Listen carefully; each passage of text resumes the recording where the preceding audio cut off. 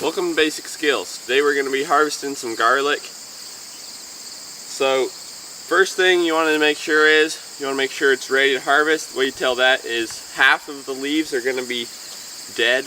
Each leaf represents a wrapper on the garlic plant. So when half of them die, half of the wrappers are dead, and that's about as much as the garlic bulb's going to grow. If you wait any longer than that, all the wrappers will decompose off and you'll end up not with a bulb, you end up with a bunch of separate cloves, and then they'll start sprouting all sorts of things like that. So when half of the leaves are dead, you start harvesting it. Generally when you're harvesting garlic, you end up pulling them up and using a garden fork or whatever to kind of get underneath them.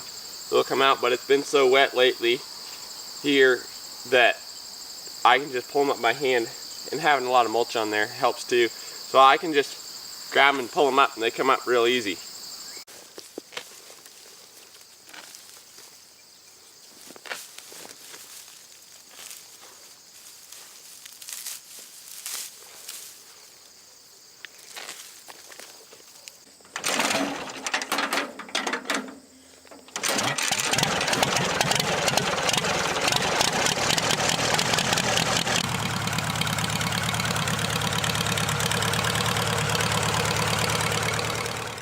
Alright, so now we're gonna sort and bundle our garlic.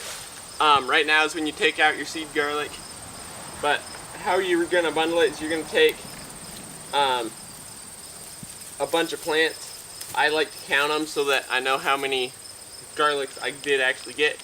And what I like to do is take a zip tie and take, say, 10 plants, 10 of the garlic, and just zip tie them all together up relatively close to the top, and then I'll take it and I'll part it like that and throw it over a wire and leave it hanging.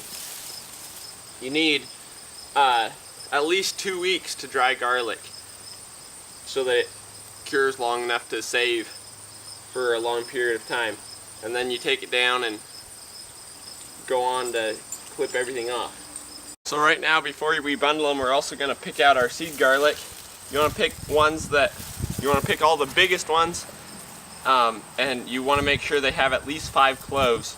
If you can't get enough with 5 cloves on them, then you can pick ones with 4 cloves if you have to. And if you got ones with 6 or 7 cloves, or even more than that, you want to pick those.